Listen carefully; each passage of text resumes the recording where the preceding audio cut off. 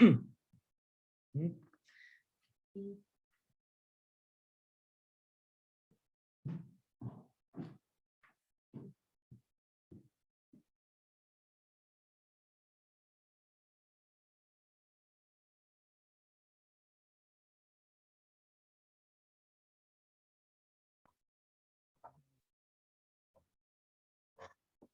Shelley. How you doing today? Trent, line one. Trent, line one, please.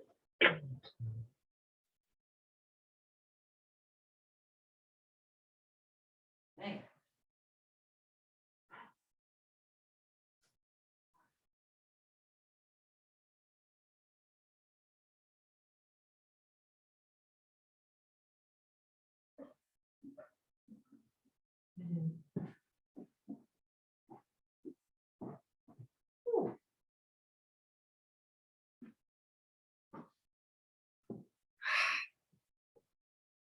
Hannah.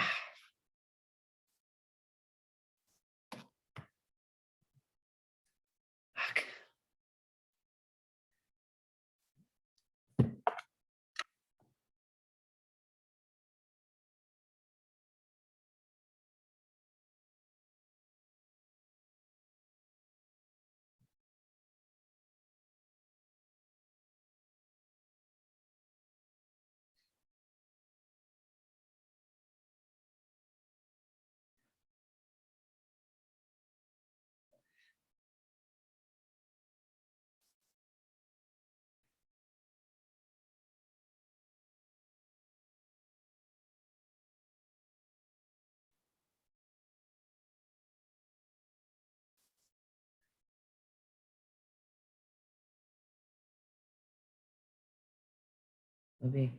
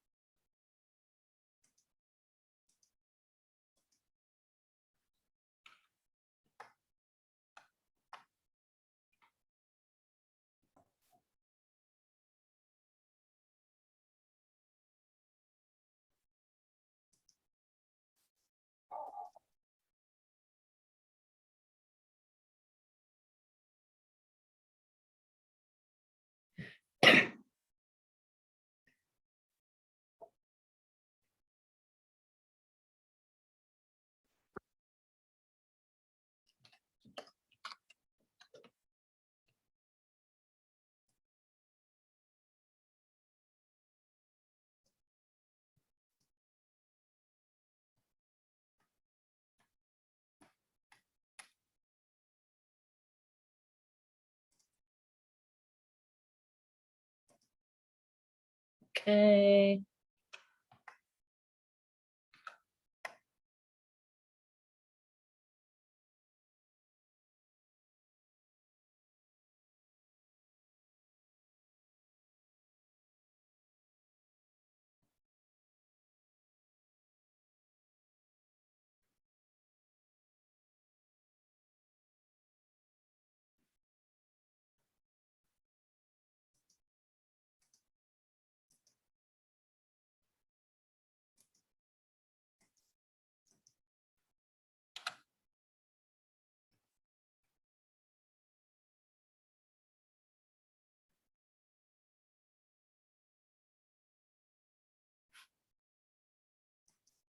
It's me.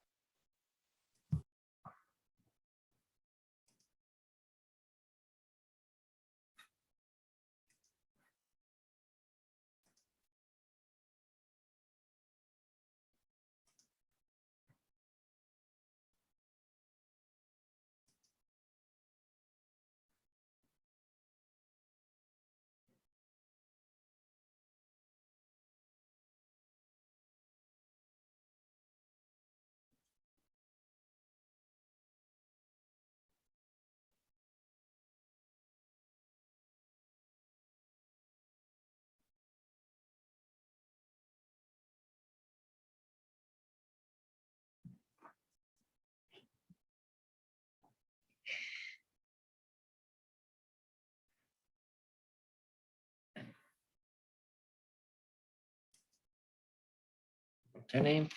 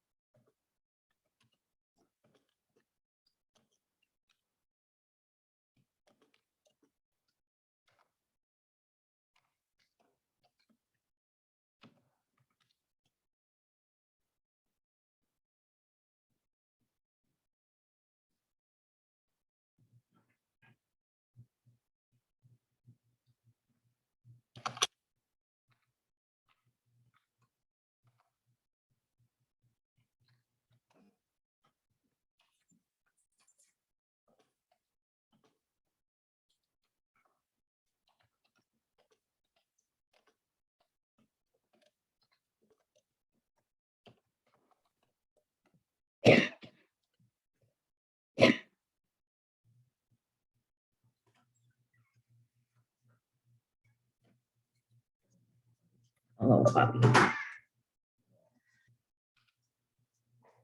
Best friend's been holding down the couch for you. I said, your best friend's been holding down the couch for you. Sitting on the couch barking at the guys across the street like a hill jack.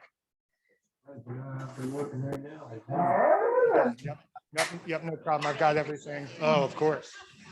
All right. Hi, everyone. Welcome back.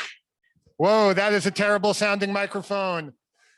Here we are. This is our last session of day one, Opera Fall Virtual Hybrid In-Person Conference. Thank you all for being here for the Technology First, Making Tech First a Reality in Ohio. We are ready for happy hour. I can tell in this room. Wow. All right. So again, thank you all for being here for the session. Really quick, I know you all see on your table these CEU session evaluation forms. You know what to do with them at this point. Point your camera at them. Fill in the questions if you want CEUs for this session. So we're very excited for this session, which is a panel presentation. And I'm going to stop talking really soon because we have a bunch of great presenters here to talk about making Tech First a reality in Ohio. We obviously heard the director talk a lot about technology this morning, major initiative, major movement in this state, and that's what we're going to hear about today. So we've got Emily, we've got Cameron, we've got Ann, and we've got Jared here to talk to you about Tech First. So I'm going to stop talking, turn it over to Emily. All right. Thank you, Scott. So hi, everybody. My name is Emily Dancy Grosso, and I was telling some of the other panelists, this is actually my first time presenting in person. So it's nice to not see a box and to actually see, people in the flesh. So thank you all for being here today. Before I get started, just a little bit about myself. I am the marketing and sales coordinator with Simply Home. However, prior to this role, a lot of my work has been more in direct service and program development.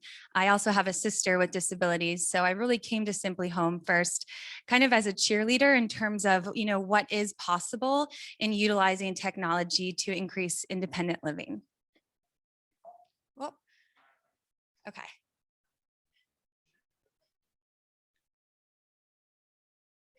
So a little bit about Simply Home. We are located in Asheville, North Carolina. We are a national company working throughout the US. We currently work with around 200 providers and served around 3,000 people using technology in one's home.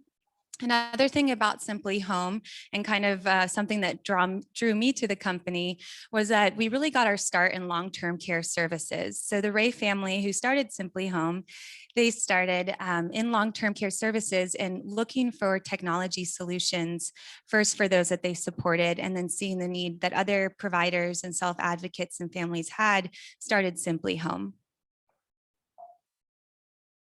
Oh, it's okay. Little beep, beep, beep. Okay, so I'm going to talk a lot about enabling technology, and that term enabling is broad intentionally.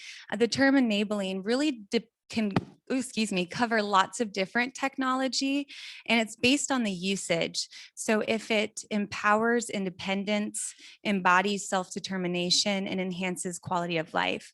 And that can include different off-the-shelf solutions like the Amazon Alexa and other more customized solutions like a sensor-based system. And when we talk about enabling technology, there's really the three parts to consider. So with the sensor-based system and with some of the other technologies that are in place, they're always passively monitoring activity. So for example, using a door sensor, you can look at the data and see the times that the door is opened and closed. However, as a provider or providing support in community supported living, you may not need to know every single time or receive an alert every single time the door is open. So it's really going to be in that second step where the technology can be customized for each individual as it relates to their goals, their preferences, and also to address any concerns or address any kind of safety needs. And so in that second step, there's three things that the technology can do to support an individual. The first would be prompting someone. Prompts can be over a speaker announcement in one's home. It can be a text, an email, or a phone call. So for example, if somebody turns their stove on and there's no motion detected in the kitchen, we can set up a speaker announcement reminding them to turn off their stove. And the second part are those alerts. And alerts can go out to staff or to natural supports like a caregiver or a neighbor. And alerts can also be customized. So thinking about utilizing technology within your organization, you may want those alerts to go out to staff and those messages that staff receives to have different protocols in place for them to provide that remote support or to provide that in-home support when necessary. And then the third part is controlling something in the environment. So say, for example, there's an individual that there may be a concern if they get out of bed during the night and they may fall on their way to the bathroom. We can pair bed sensors with smart lights and light one's path to and from the bathroom so they can get back into bed safely. So all that to be said, there is an infinite way that the technology can be applied to support each person. So those are just some examples of how providers have customized the technology to support specific outcomes. And then the third part, which I find to be the most exciting, really coming from being in direct service and knowing that it's oftentimes a lot easier to get qualitative data and it's harder to get those numbers, is with the technology, really being able to look at the reports and get some quantitative data in terms of knowing, what is someone's, are we supporting them appropriately? Is this too much support, or do they, need more support? So for the purpose of today, I know the topic is making technology first a reality. And so there's just some points that I want everybody to consider. And I'm going to share some stories of individuals and how they're using the technology to really address these whys. So when we're talking about enabling technology and remote support, I think it's really important to remember that enabling technology supports person-centered thinking, empowers independence and consumer choice. Enabling technology can be a tool to address the staffing crisis and allow providers to utilize resources and increase efficiencies within the organization. And lastly, enabling technology is dynamic and can adapt as the needs and preferences of the individuals change. So these are really the whys for enabling technology. And in the next couple slides, I'm going to kind of explain the hows and give some examples of how individuals are utilizing these solutions. So this is a young man, David, and we've been working with David for about 6 or 7 years now. He was doing a post-secondary program at Western Carolina University, right outside of us in Asheville. And David had the goal of moving out of his mom's home, like many of us do. And his long-term goal, which he actually just accomplished this last year, was to build his own log cabin and to move on his family's property. But in the immediate, he transitioned into his own apartment. And something that was really important to David and to his mom was that David was as independent as possible and not needing to rely on staff. And so she wanted his sensor-based system to really first promote or prompt him to self-direct and to change his behaviors before those alerts went out to staff. So the different sensors that David uses, one of which is a bed sensor. So David uses his bed sensor differently based on the time of day. When David gets into bed at night, he gets a reminder on his speaker announcement, reminding him to put on his CPAP machine. And then that same bed sensor works differently based on the time of day. So in the morning, as many of us do, I'm guilty of it this morning, David loves to press that snooze button just a couple times. And so on the days that he has work, he has to kind of get out of bed and get moving and get ready for his transportation and get ready for the day. And so if David's not out of bed by a specific time of day, the bed sensor will be able to detect that and he'll get that announcement once again, reminding him to get out of bed. After a specific amount of time that is set for that technology, if he's still not out of bed, then staff will get alerted that he's not out of bed and they can follow up and call David and come and check on him. So there's that ability with the technology to set up kind of that waterfall effect where you can first empower that individual to self-direct or to correct an action like turn off the stove or turn off the faucet in the bathroom if they've left it on. before needing to intervene with staff. However, in certain instances, you all might need to get those notifications immediately, like if the fire alarm goes off in one's home. Oftentimes, when we talk with providers that are providing support in community supported living, they might not get that notification that someone burnt the pizza and the fire department was called and all that fun stuff till the next day. So we have things like a fire alarm sensor, and in that case, you might want to get that notification immediately, and also still prompt that person to call staff.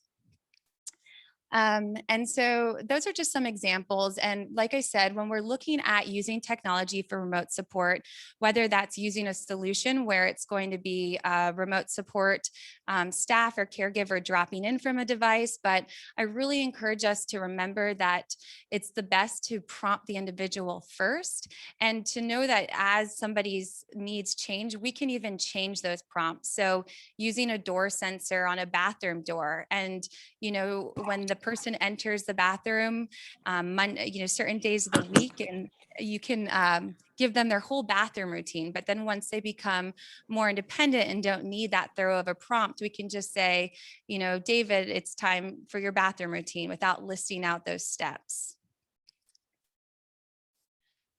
So I'm going to share a video, and this is really just kind of talking about a group. We worked with Core Services in Tennessee, and they were starting a pilot with 5 people, starting to use technology as a way to decrease in not needing over supporting someone and having full-time in-person support. And this just kind of speaks about, the person they identified, and so we'll let the video talk for itself here. I've been living here about how many years? I don't want it no more. And that's my bag right there for my CDs and my CD player. I used to live on my own before when I started coming to court service. I like it when I move out on my own. Since day one, I've heard Carl say that his number one goal is to live in a trailer park by himself. When you look at somebody like Carl, he needs support, but there's so many things that he can do independently. And I think sometimes we put people in a protective bubble when we don't need to. He's very independent. He likes to do everything on his own, and he's a hard worker. Taking a white paper off of those things they put for cars, that's what I do. He got this new job working Monday through Friday, 8 to 4:30, which he's doing great at. At first, he was a little bit tired getting used to all the hours, but he's doing great now. I like my job so much. What do you like about your job? Just working. That income makes a difference between being able to live alone or having to live with housemates. We heard about DIDD having the enabling technology test project, and Carl was the absolute first person that we thought about. We really wanted to kind of embody the spirit of the program, which was to reduce the supports that Carl needs. We didn't want to put a bunch of technology into somebody's house and then say that they were now using this technology. We wanted to actually reduce their dependency on staff. The next step was just gathering Carl's circle of support. We located an enabling technology provider, Simply Home, from Asheville, North Carolina. When that doorbell gets pressed, it'll come up on the iPad as a push notification where you'll have an option to just ignore whoever's at the door, or you can press like an answer button and it'll start a telephone call, if you will.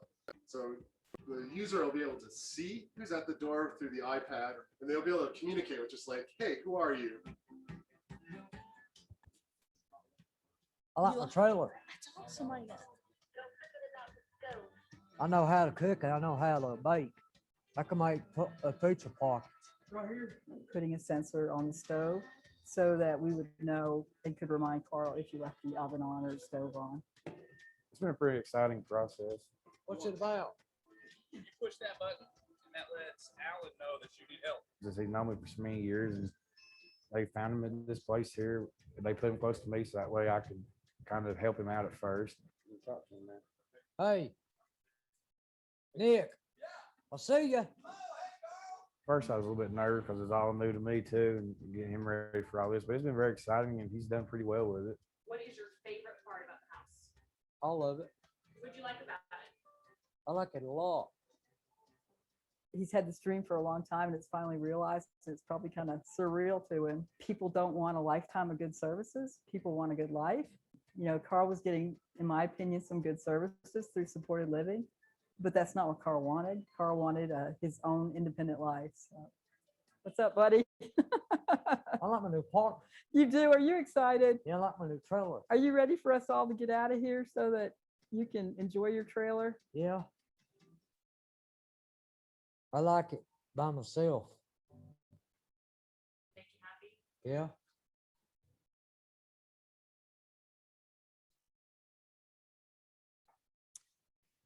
So I just wanted to share that video of Carl, and on the TNDID YouTube page, you can also see Carl 1 month later. And it's incredible just to see in that little bit of time, just the difference in his overall affect in terms of having the ability to live as he wants to live and not have somebody in his house full time. And when we're talking about the different staffing efficiencies, and the reason I shared that video is to show how for this particular provider, they wanted to utilize the tools internally and then provide that remote support. And the nice thing about today, as you'll hear from the other panelists, is that there's different remote support ways to utilize the technology to provide remote support. So at Simply Home, we don't have that third-party monitoring center that is providing that remote support staff. We give the tools directly to the provider agency that is then setting up their own remote support services. So just a little bit of a difference. And, you know, I think that's the one thing with technology, there's not a one size fits all model. And in terms of providing the service, there's also not a one size fits all model. With this particular pilot, after starting to utilize technology with 5 people, the statistics that they shared with us is that they were able to take those 9 full-time positions and reallocate them and eliminate staff vacancies. Also, $285,000 of annual savings in staff wages for the 5 people that were supported.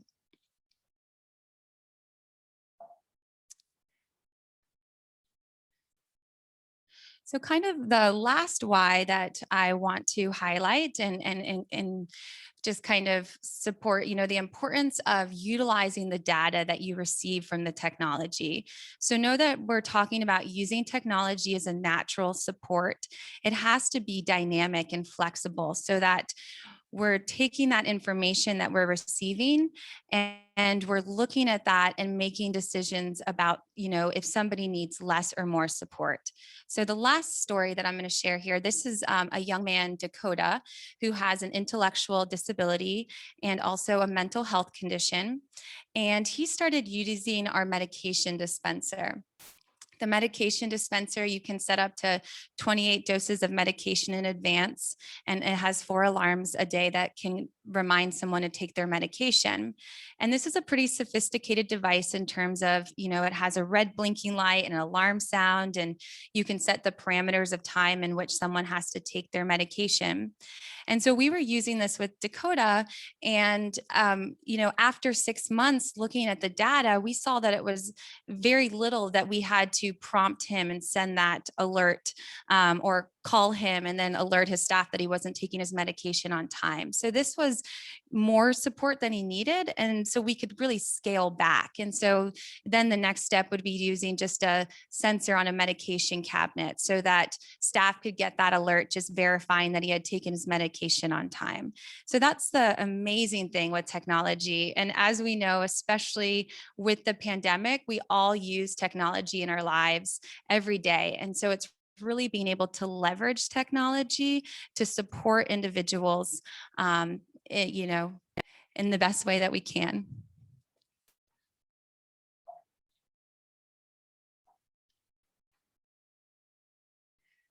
Okay, so once again, just some takeaways and some things I challenge everybody to consider as they, you know, continue on the journey of being a technology first organization, or for those of you that are looking to really embrace what it means to be technology first. As a technology first organization, how are you utilizing the technology to be the first line of support that empowers the individual to self-direct or increase autonomy? Who are going to be your organization's tech champions? What remote support model works best for your organization and the individuals you serve? And how are you utilizing the data to make informed decisions about one's support needs? What plans do you have to scale technology up or down as one's needs change? So I'm just going to leave you with this quote. I had a wonderful opportunity to interview a mom and kind of hear what the system means for her and for her son, her adult son with autism. And it's really incredible in terms of what technology can allow for in terms of individuals living the life that they choose. So thank you for your time. Thanks for being a nice first in-person audience. And I'll hand it over to the next panelists.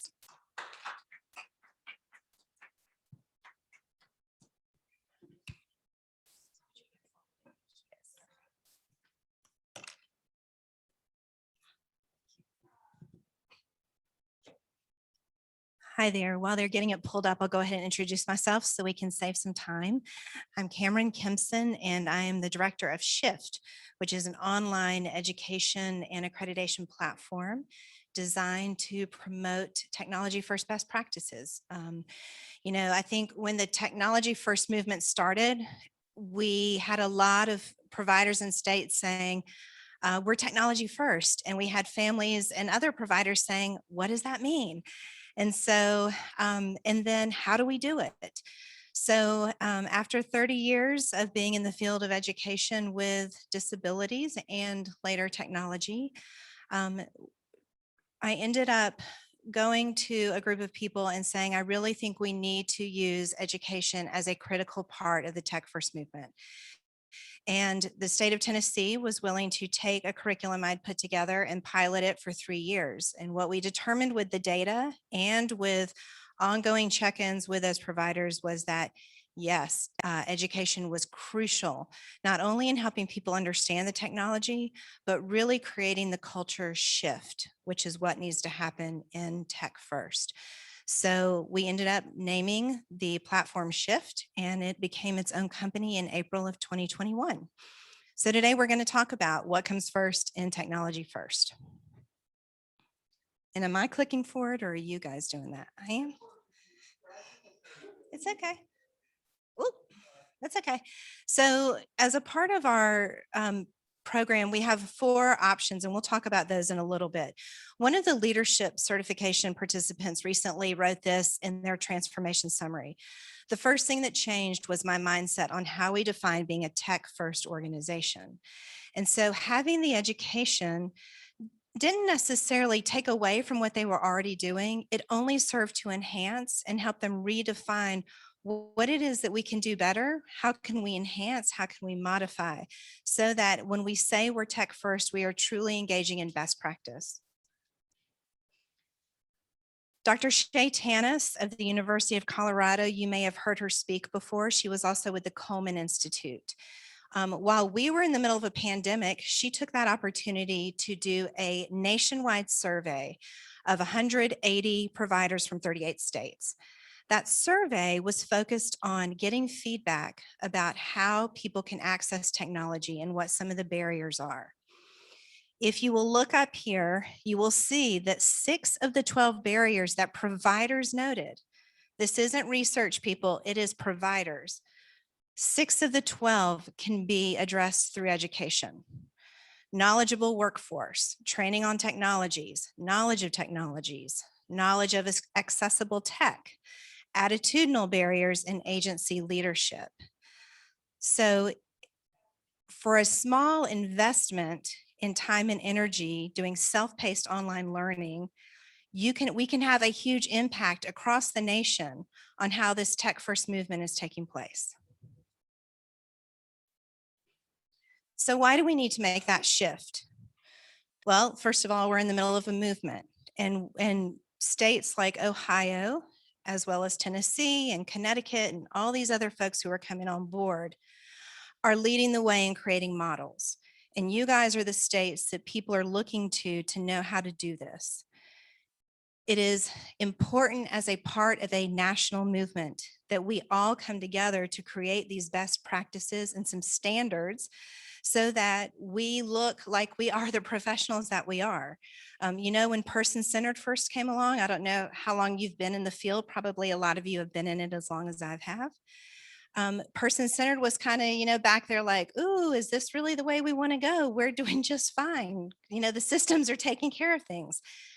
Tech First is the same way. And until we as an entire community of IDD professionals step up and say, we are engaged in this as a group that is all committed to this Tech First movement, we're going to still kind of be hanging out there with people wondering what it's all about. Self-determination and person-centered thinking are now day-to-day language, terminology that are a part of what we do.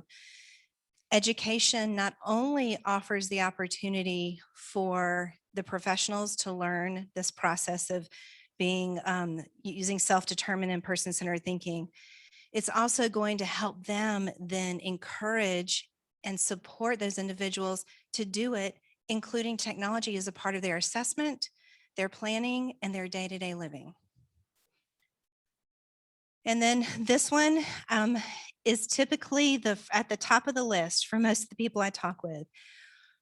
When I have a provider say to me, why do we need to educate? The first thing that I usually tell them is because you want your staff to safely and effectively implement the technology. We have a lot of people at the state level and at provider levels who say people with disabilities should not have technology because it's not safe.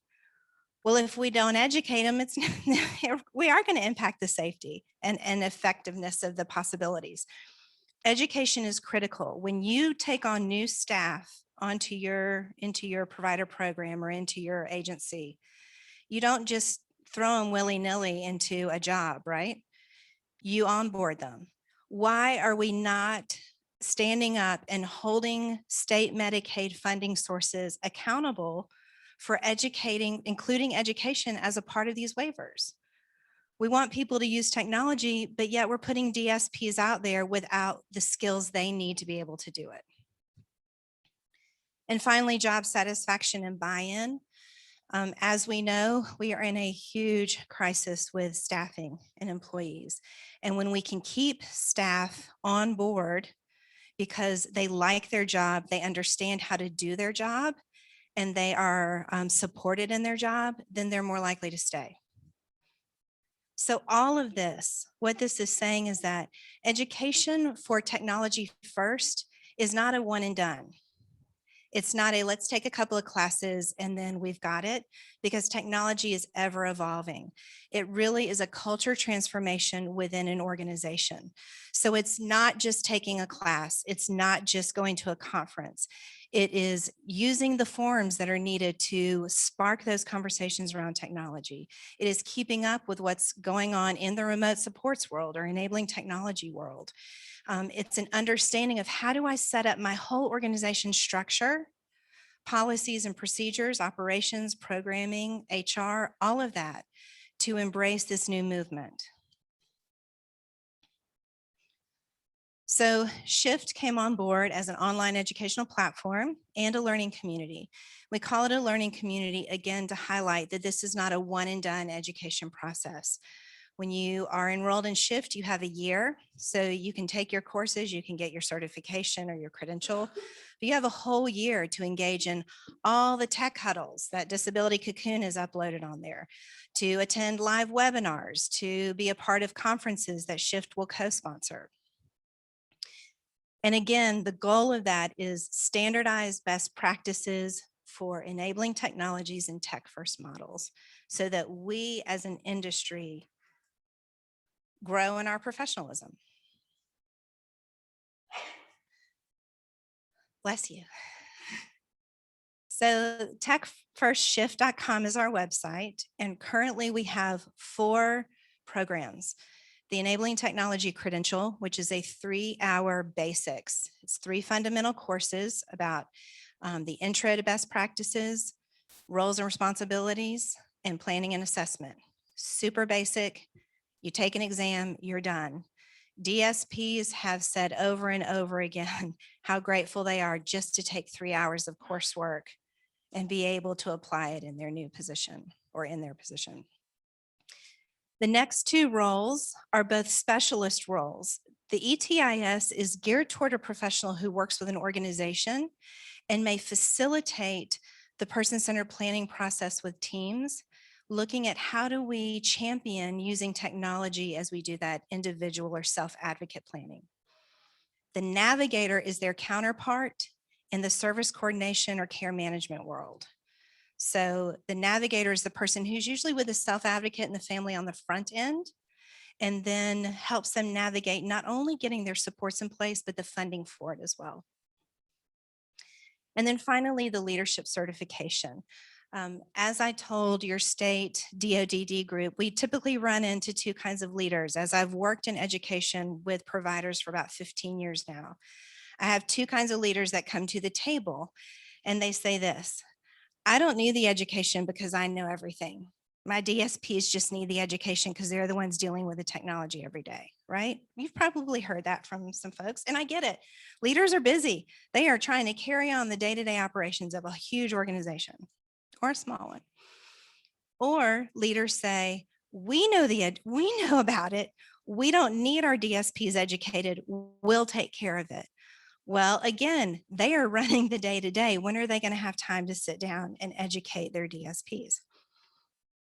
So leadership certification helps leaders not only appreciate all of the knowledge that their staff needs because they're taking those fundamentals courses as well, but it also teaches them how to think sustainably and innovatively about the tech first movement. Again, remember, not a one and done. The tech first movement isn't a one and done either. We're going to be there for a long time is what we're striving for. And if we're going to do that, we've got to have leaders who think that way, sustainable and innovative. So Shift, in June, it was the end of our first year, and I put together data. We have every person who comes through Shift, as I said earlier, takes those 3 fundamentals courses. Those are a part of every program that we have. And everyone who takes those courses takes a pre-survey and a post-survey, and they are self-evaluating these particular things in relationship to technologies: awareness of tech, interest in learning more about technology, their willingness to use it, which is attitude, their knowledge of their use, and then their capacity to apply it. Because we want them to do more than just know about it. We want them to be able to apply it as a part of that planning. As you can see, the lighter blue is the pre-surveys, and the dark blue is the post-survey. In every area, there was a gain, but particularly, and I want to highlight, the capacity to apply use, the difference in the pre and the post, because that's where we want to see people moving in the tech first world, not just knowing about it, but really being able to use it. And again, thinking back to Dr. Tanis's study and report, education right here proving that we can address 6 of those key barriers. 6 out of 12 can be addressed by technology. So in closing, the next steps in Ohio. You may have received this week a blast from DODD regarding a new program that DODD is graciously sponsoring and funding on behalf of providers in the state. Shift will be offering close to 700 slots, I think it is, Stacy, in the Credential, the ETIS, the Navigator, and the leadership roles for free to providers. Yeah, right? We just got the deer in the headlights look over here, for free to providers in the state. You will have to register. We will then enroll you in the appropriate learning plan or program that you select, making sure you get what you need. And then you have a year to be in Shift. So if you finish your courses in a week's time or a month's time, you still have 11 more months that DODD is paid for you to get education and ongoing connection with professionals across the United States.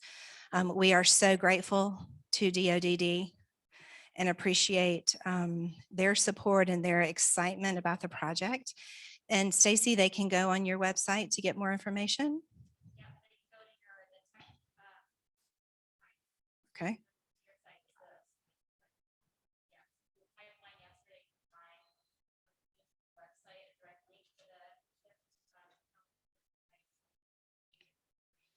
And we do have a table here, and I have postcards with a QR code and the website link. So you may also stop by there if you're interested.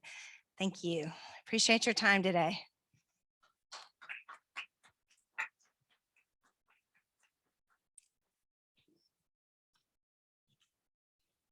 Thanks.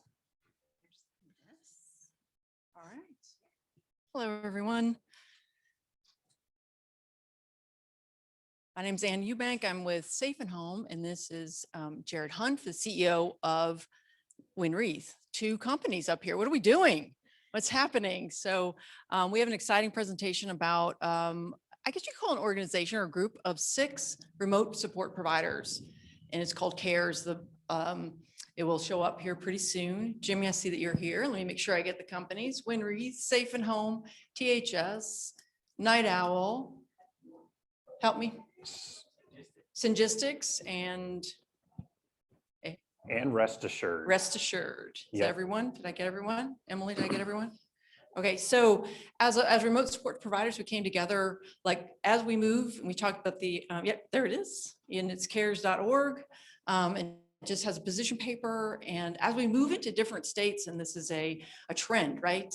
It's amazing how to use technology, how to use a service. So one of the messages of CARES, this is service, it's not a thing. And when I talk to new states, some of them that were mentioned, they're like, what is, I said, it's not a thing because it changes so often. What you were just saying, it changes all the time. So technology comes and goes, but service is service. So we got together, you can go to the next slide, or I guess I can. And we devised what is a definition? Because some states are like, what is this? How is it different than assistive technology? I'm an OT, I'm a social worker, and I'm an assistive technology practitioner and have been for more years than I want to talk about right now. So always on the edge of how technology can provide people with a space for privacy, a space to make decisions, a space to have independence and true self-determination. We use that all the time. What is it? It means I can make a decision without asking someone. So remote supports does use our remote support specialist team. You can also use your natural supports. Natural supports need to be ready to take a call at 2 and 3 in the morning. So self-determination, making your own decisions, 2 and 3 in the morning. What about this? What about this? What about this? Maybe I ask 100 times. That's the learning process. That's the learning. That's where that system and it's integrated comes in. Did I go through everything that was up here? I think you did. You know, so my standpoint in it is, again, my name's Jared. I'm from Winreath. We are an Ohio provider. So we took kind of a unique position in this when remote support started being talked about in Ohio.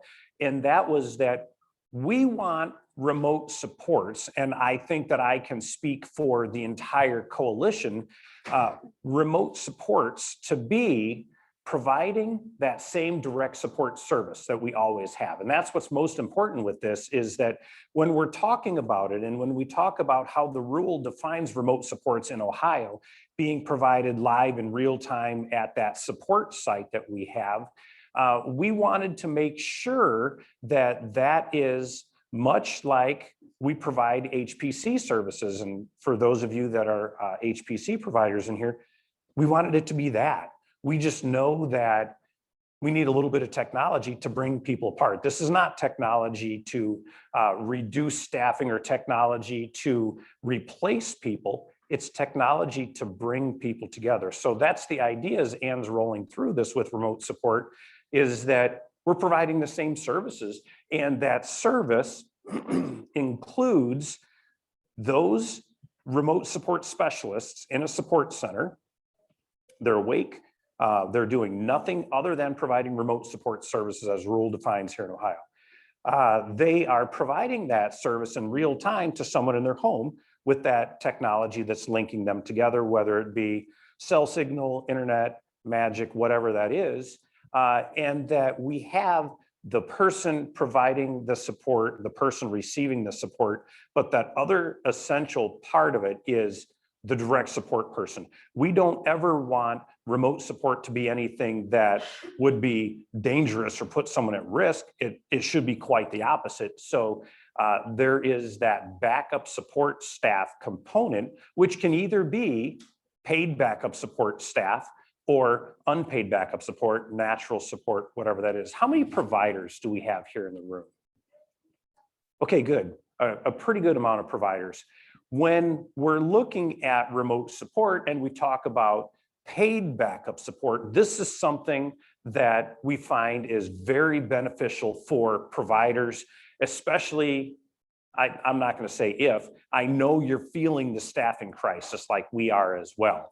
So what's happening with this is remote support, DODD has said, hey, let's find a solution so that when there are those boring times that maybe staff don't have to reach out and physically touch someone, but they need any other type of support or supervision, let's put remote support in there.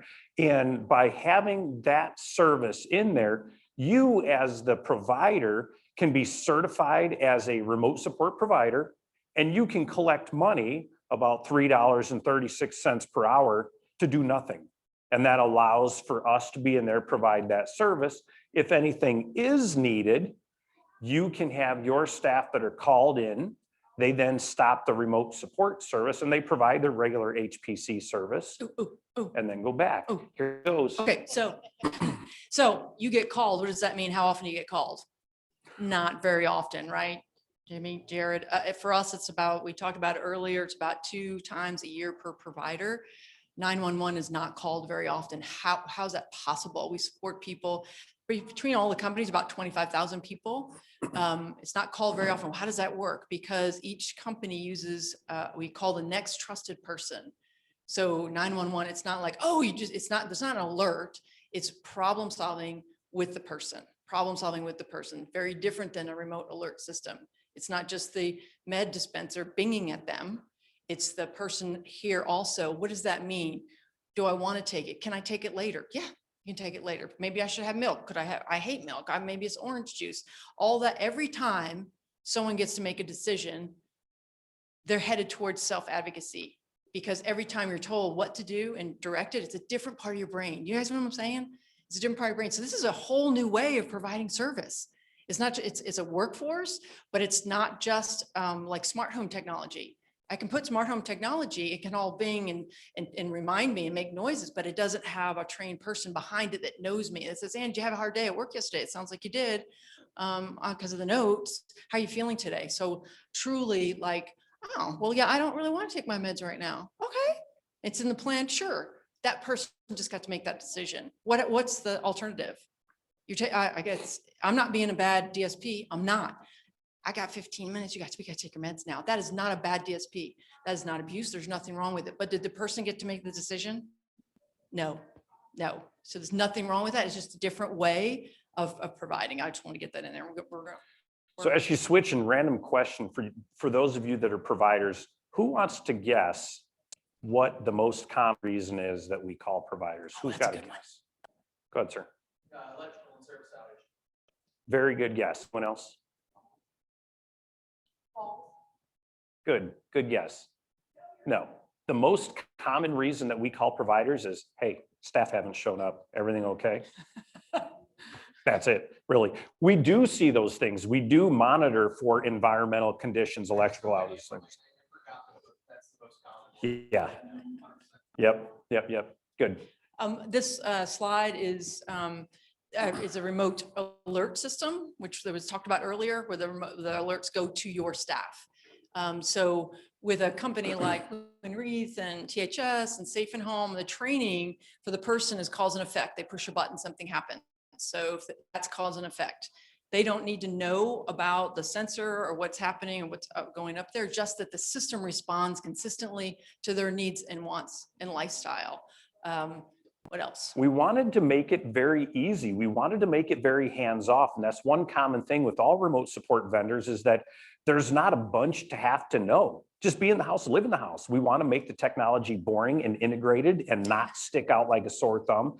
Just be there, do your thing. All of the complicated, fun things we keep on the back end, but we don't want to inundate anyone with technology. We use just enough to accomplish the purpose, and we make it very easy to use so that we can continue to focus on connecting people with people live and in real time. So the part of the remote support companies that are part of the coalition, they provide service. So what happens when it breaks? We come out and fix it. That's part of the service. Is there someone local to come out and fix it? If someone throws it down, breaks it, we'll replace it. If they do it like 20 times in a month, we'll talk about it, but we'll keep replacing it. So that's part of, we don't want the family, the person, the case manager to be like, what do I need to do? Just do a consultation, see what, and concentrate on the solution. I want more private time. I like to take my meds on my own. I'd like to be able to be alone, and I like help opening the door to the right person. My mom's worried that I'm opening the door to the wrong person. That's a solution versus I need a camera by the thing and a thing. And does this open up, and what are all the parts? Don't worry about the parts. That will be in a proposal, just like your ISPs, your PCSPs, all of the parts, right? That your provider, someone gets employment, someone gets that. That's all that'll be in the proposal. So what Ann's got up here right now is kind of a contrast between remote support services and these remote alert systems. Really what we think about is remote support service is a service. There's no equipment for the person necessarily to buy. Typically that's a leased equipment. And the cool thing, if you're from county board especially, is that if there's something that happens with that equipment, it's technology. There may be something that happens with it. You're not rewriting the ISP and creating new authorizations, anything like that. That equipment lease covers all of that. So that's there. Remote support service is the service of people taking care of people, as opposed to what we see and what we talk about a lot when it comes to the alert system or assistive technology part, which is pretty much, here you go, you've purchased the equipment and moving on. We'll be here to support it if you need to, but there's nothing live in real time. It's a purchase and moving on. Remote support, we want that to be a continuous, ongoing service. That's the contrast.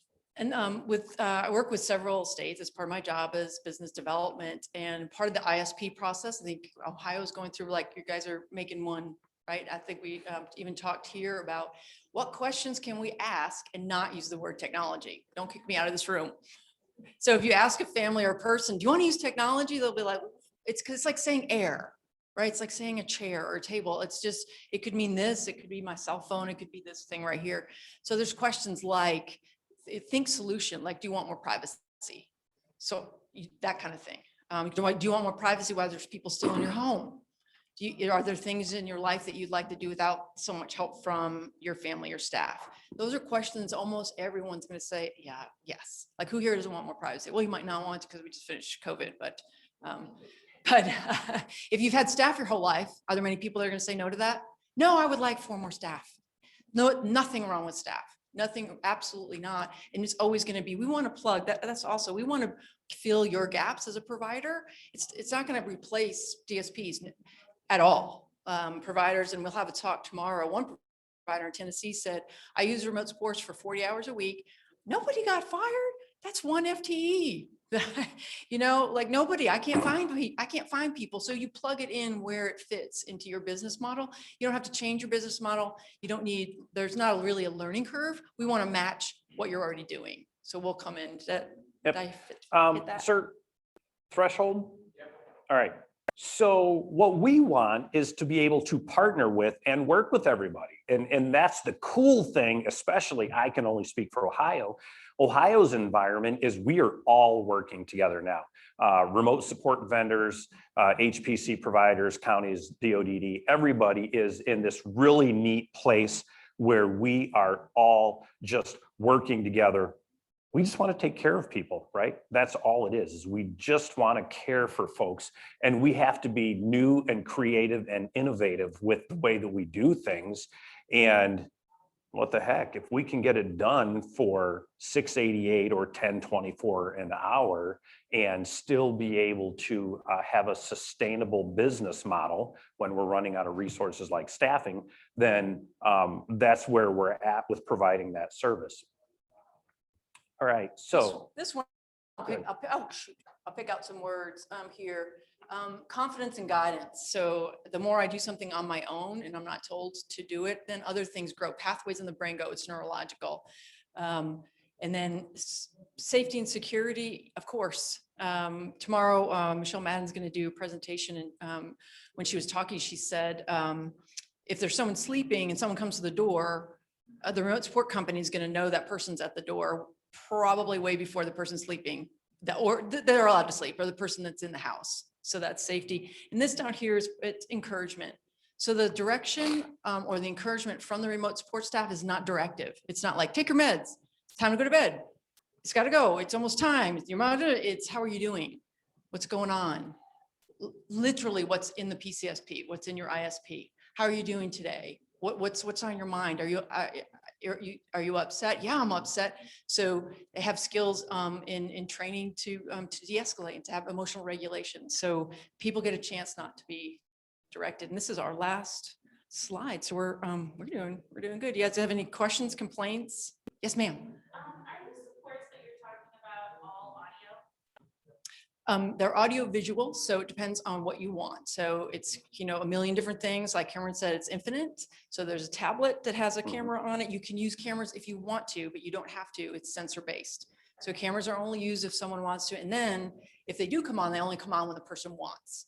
I guess I mean for the person who's receiving the support, right? Because a lot of clients learn differently and might learn better from somebody like showing them, you know what I mean? And communicating directly to model something or to ask how they're doing might not mean the same thing as to communicating with them. So the audiovisual tablet's helpful because we can see people and then they can do whatever. They can turn it and say, I'm working on this. Is this the right thing? Is the stove on the right way? So they can ask questions. We're not going to stay on the phone 20 minutes because that's a different service and like go through the whole code, but they can call at any time and say, I can't, is it on high? Is it, or what should I, or if they're in the kitchen and I'm really working on kitchen skills, we can pop in and say, hey, what are you working on? To just guide and encourage but not sit and teach. That would be a different service. Am I getting that right, Stacy in Ohio? So yes, we'll pop in, but does that make sense? So let me back it up even just a little bit more for that too. Yeah. When you're talking about what that starts for us as the vendor would be, why does this person need services? What is their barrier to independence and how do we overcome that? So sitting right to your right is Emily. Emily is our guru that will personally visit every support team and find out, hey, what's going on? Jimmy's like, hey, what about me too? But he's Jimmy, so whatever. But what happens is they will go out and they will meet with the support team and find out exactly what that person needs. And then they will create that service just for that person. When it comes to the world of remote support, there is no cookie cutter solution. For us to be able to say, hey, this will be audio for this person, or it will be this or this, isn't really anything that we can do because no two people are alike. What they will do is they'll go out and they will find out exactly what works best for that person that's going to receive services. And then they will engineer that solution specific for that person. We know that there may be some common things like internet or, cell signal or that magic that they're going to use. But other than that, there are so many different devices. Sky's the limit with what we can do. What we still say though is I have found to be blown away by this is that we have increased freedom and independence by using remote support, because when we have our staff in the homes, and I'm speaking for seeing the staff that I've had, when we have them in the homes, we can't turn them off. They're always on. They always see what's going on. They always hear those conversations, and they're great staff. We love the direct support professionals, but they're always on. When you're talking about remote support as a team, you have the ability to assist in engineering that system to meet exactly the needs you want. They're always live. Those systems, when during the periods of monitoring, they're always live. It's always happening in real time. But that does not mean that there's someone there watching a camera all the time. It's quite the opposite. No, We're it's not a not good going business to do model. that. Have people Yeah. watching cameras. It's the That- sensors are they're much more sensitive and accurate, and it's much more private. Yep, you don't want that. So No. we can create more independence, more privacy for a person Did you by have, being able to do I want, that. did that answer your question? We work with people that use sign language also. Yes, Mhm. and Coordinate with ASL, like the sensors are usually something that's, so the individual who's deaf, sitting in the living room, sensors saying the stove is still on, how do they alert it if they can't hear? good question. So depend on the person. So there's actual sensors that are made for people with hearing loss or are deaf.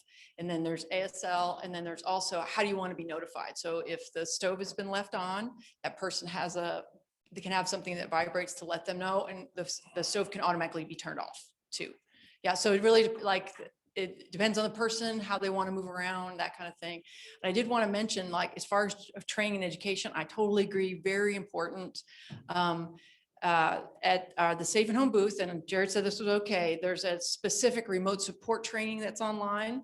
And the card is at the booth if you want to scan it and go to it. It's free. It's just for remote support. So it's short, it's 2 hours. It's for case managers.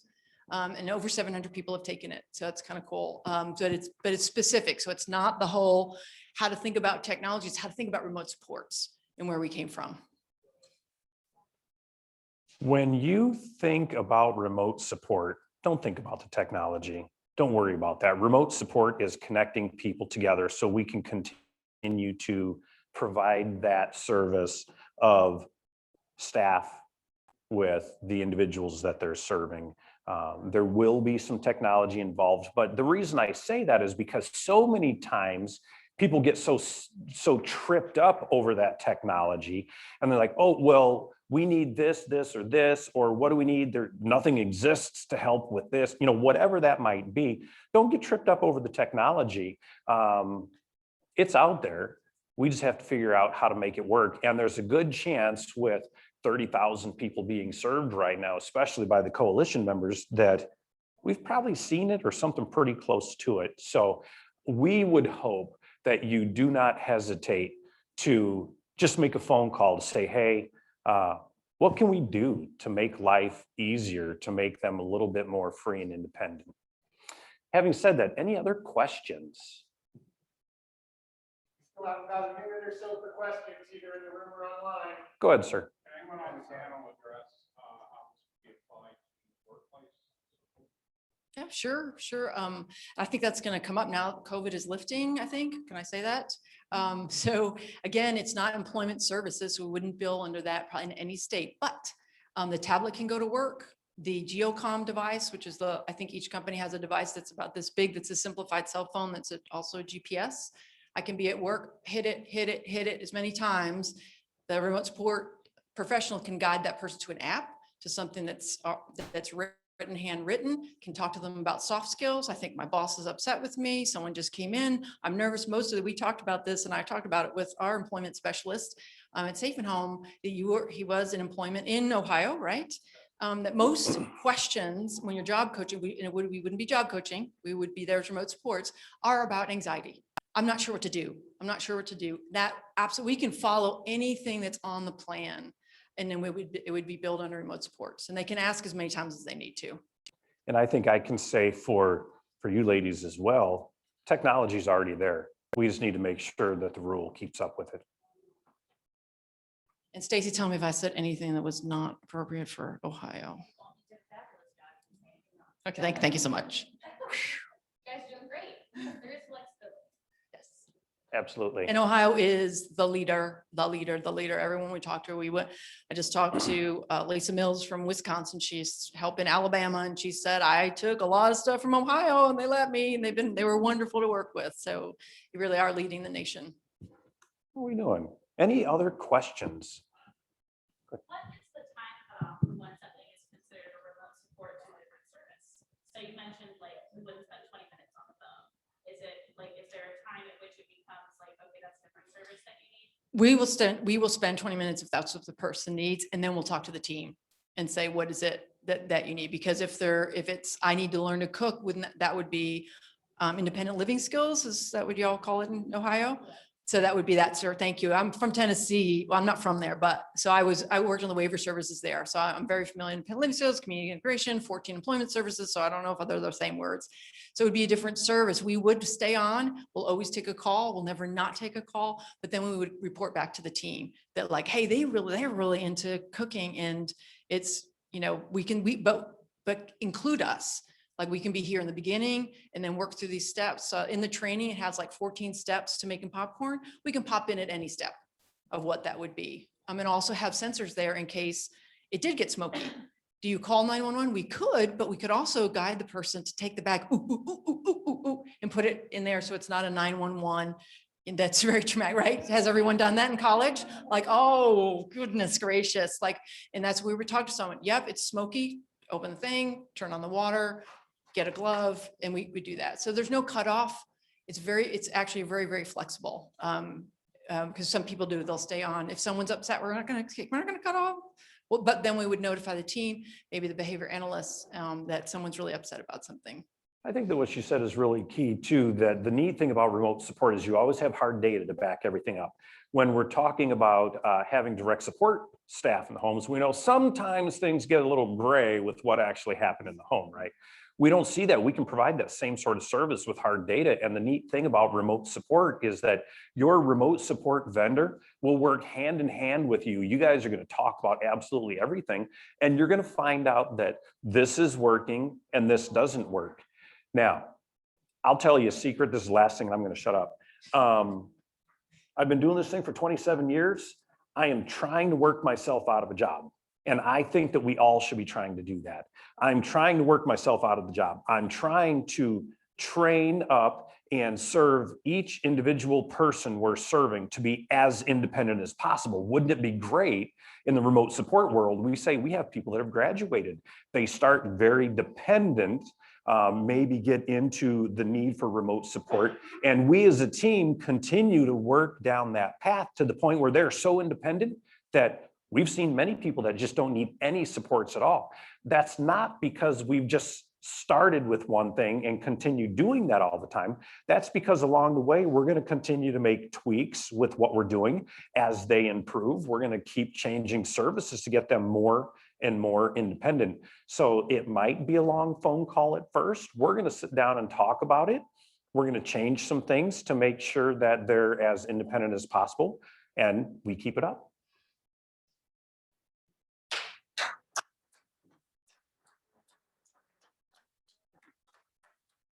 Thank you so much, Ann, Jared, Emily, Cameron, for a great session. Appreciate all you being here for our in-person / hybrid conference. We will see everyone back at 4 o'clock for our legislative session. But yeah, get a snack, coffee, whatever you need. Thank you again. Please join me again in thanking our panel. Thank you guys so much. Excellent. And we'll see you at 4. See you happy hour and see you tomorrow. Thanks, everyone.